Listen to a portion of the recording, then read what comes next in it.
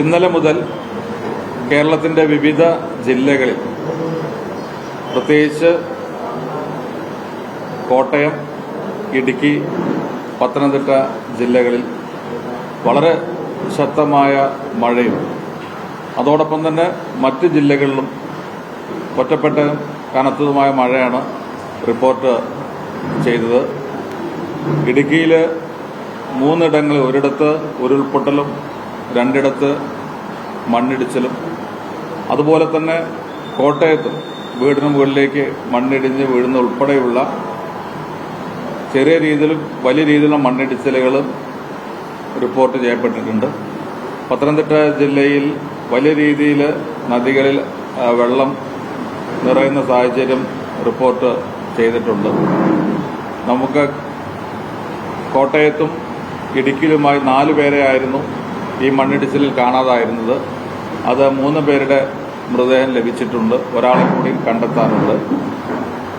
അതുപോലെ തന്നെ തിരുവനന്തപുരത്ത് കടൽ ക്ഷോഭിച്ചതിന്റെ അടിസ്ഥാനത്തിൽ നമുക്ക് 2 പേരെ കാണാതായിട്ടുണ്ട്. അവർക്ക് വേണ്ടിയുള്ള തെരച്ചിൽ തുടരുകയാണ്. ശക്തമായ മഴയാണ് പല ഭാഗങ്ങളിലും, പ്രതീക്ഷിച്ചതിനേക്കാൾ കൂടുതൽ വലിയ മഴയാണ് ഈ ജില്ലകളിലൊക്കെ തന്നെ ലഭിച്ചത്. 24 മണിക്കൂറിനുള്ളിൽ വലിയ രീതിയിലുള്ള അളവിലുള്ള മഴയാണ് പലയിടത്തും, പ്രത്യേകിച്ച് പത്തനംതിട്ട, കോട്ടയം ഭാഗങ്ങളിൽ ലഭിച്ചത്.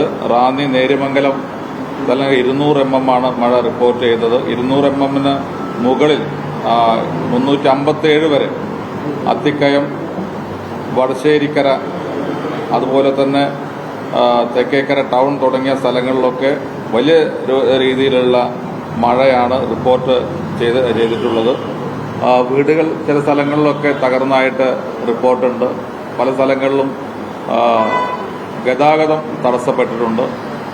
ഇത്തരം കാര്യങ്ങളാണ് ഇത് റിപ്പോർട്ട് ചെയ്യപ്പെട്ടിട്ടുള്ളത്. എല്ലാ കാര്യങ്ങളും രാത്രി 2 മണിക്കും 3 മണിക്കും ഇടയിലാണ്, 2:30ക്കും 3 മണിക്കും ഇടയിലാണ് ഇടുക്കി ഉൾപ്പെടെയുള്ള സ്ഥലങ്ങളിൽ മണ്ണിടിച്ചിലും ഉരുൾപൊട്ടലുമൊക്കെ ഉണ്ടായിട്ടുള്ളത്. സംഭവം അറിഞ്ഞ ഉടനെ തന്നെ റവന്യൂ ഉദ്യോഗസ്ഥന്മാരും പോലീസും നാട്ടുകാരും ഒക്കെ തന്നെ സംഭവ സ്ഥലത്തെത്തി എത്രയും പെട്ടെന്ന് രക്ഷാപ്രവർത്തനങ്ങൾക്ക് തുടക്കം കുറിച്ചിട്ടുണ്ട്. വെള്ളം കയറിയതൊക്കെ ഫയർഫോഴ്സിന്റെ ബോട്ടുകളും, പത്തനംതിട്ടയിൽ അല്ലാത്തിടത്ത് കൊല്ലത്തുനിന്ന് പ്രത്യേക ബോട്ട് കൊണ്ടുവരുന്നതിന് വേണ്ട സംവിധാനങ്ങളുമൊക്കെ ഒരുക്കിയിട്ടുണ്ട്.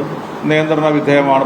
ഇത്തരം കാര്യങ്ങളിലൊക്കെ സാധാരണ ഇത്തരം പ്രതിക്ഷോഭങ്ങൾ ഉണ്ടാകുമ്പോൾ അത് നമ്മൾ നേരിടുന്ന രീതിയിൽ തന്നെ ശക്തമായ നടപടികൾ എല്ലായിടത്തും ഉണ്ടായിട്ടുണ്ട്.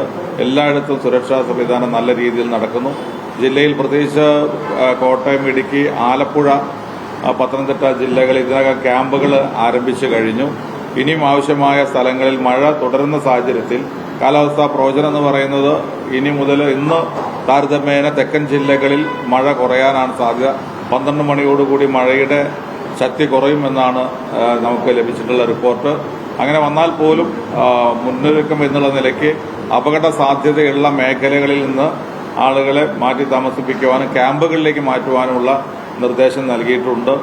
ഇടുക്കി, കോട്ടയം സ്ഥലങ്ങളിലുണ്ടായ മണ്ണിടിച്ചിലുമായി ബന്ധപ്പെട്ട് മുഖ്യമന്ത്രിയുടെ നിർദ്ദേശപ്രകാരം അനൂപ് ജേക്കബ്, സിവിൽ സപ്ലൈസ് വകുപ്പ് മന്ത്രി ശ്രീ അനൂപ് ജേക്കബ് അതിനെ ചുമതലപ്പെടുത്തിയിട്ടുണ്ട്. മുഖ്യമന്ത്രി നേരിട്ട് അദ്ദേഹത്തെ വിളിച്ച് ഈ സ്ഥലങ്ങളിലൊക്കെ പോകുവാനുള്ള നിർദ്ദേശം നൽകിയിട്ടുണ്ട്.